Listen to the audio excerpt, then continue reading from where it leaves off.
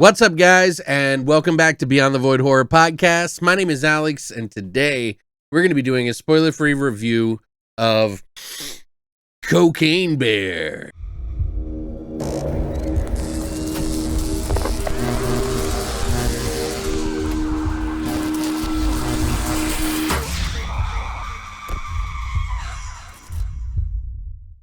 So yeah, this is a little different. I wanted to kind of do it because I just feel like there's a lot of movies that are horror adjacent that you guys would love to watch and do watch on the side as well. You know, we don't always just watch horror, but even still, I think this movie is definitely up your alley if you like gore. So what is Cocaine Bear all about? Well, Cocaine Bear is based off a 1980s story where this plane dropped all kinds of cocaine in the middle of the forest and they never found it, and supposedly some cocaine got into a bear and died. But they took that story and wove it into this comedic movie many years later, and oddball group of people. There's cops, medics, rangers, children, moms, cocaine dealers, drug dealers, mountaintop punk kids, you name it, all end up running into a cocaine bear, and it is pretty much just carnage and jokes aplenty. You get the point. But as silly and ridiculous as a story like this sounds, it's actually rather funny. Now, I will say at the very beginning of the movie, I was a little unsure of the humor at first because they were throwing a lot of characters at us. Some of the jokes weren't landing 100% off in the first 5 to 10 minutes, but it doesn't take long for this story to devolve into some crazy bear madness. Now, I would have liked this movie a lot more if it was a real bear. So I'm gonna have to give this, no, I'm kidding.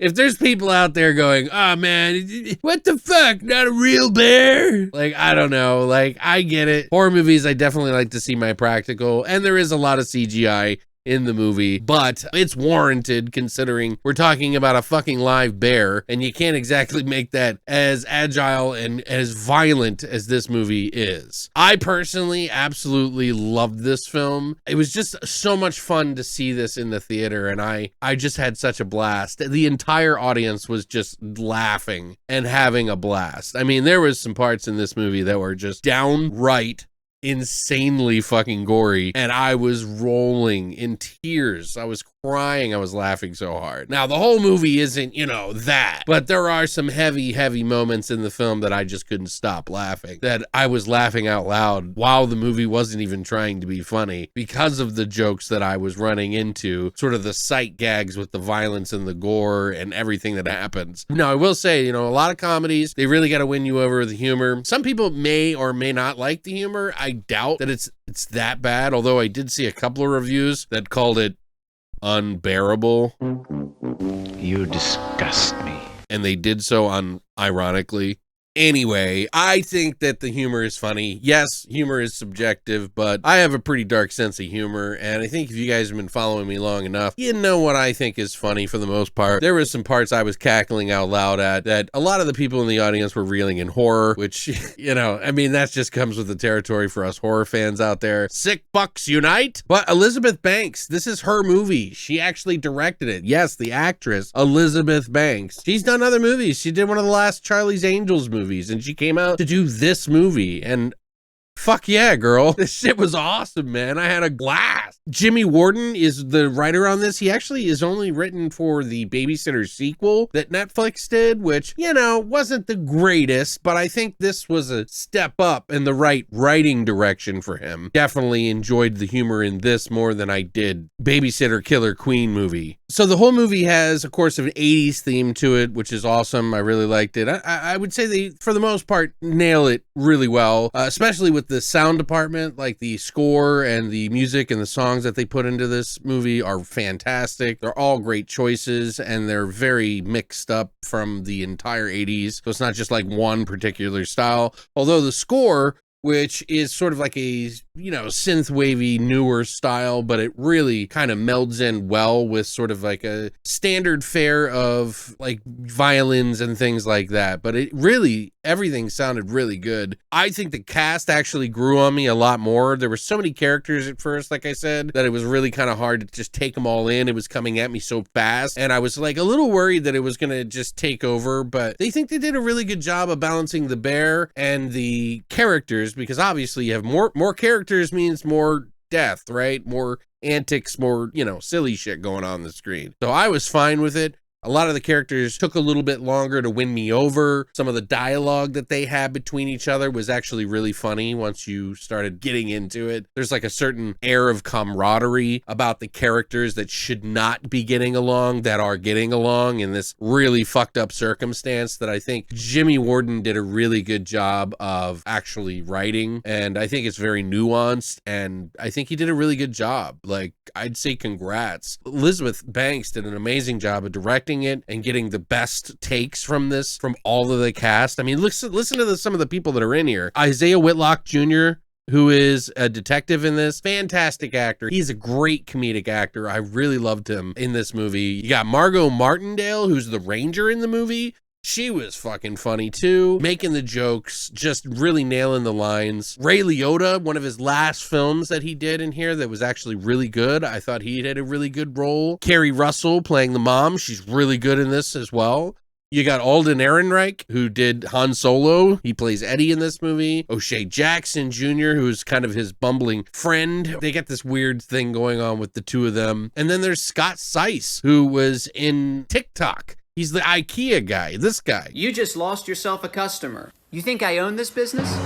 He's in the movie, and honestly, I thought his scene was probably one of the funniest in the entire movie. He's like a medic officer. You'll see it when it comes up, but man, that scene is just non-stop fucking crazy. There is probably between the first and second act, or part of a lot of the second act, there is a lot of fucking shit going on. Third act does kind of slow down a little bit, but it does pick up. And with a lot of comedies, I noticed that the end really kind of flails. This one actually did a fairly decent job of ending up and doing something funny and like kind of keeping that comedy going. For me, it wasn't the best ending that I've ever seen, but it definitely fulfilled me, and I am going to rewatch this movie. In fact, I would highly recommend watching this movie in the theater. This is a blast. Just to hear the audience laugh and joy and just to have a good time together was just worth it for me. And normally I'm the type of guy that's like, hey, shut the fuck up.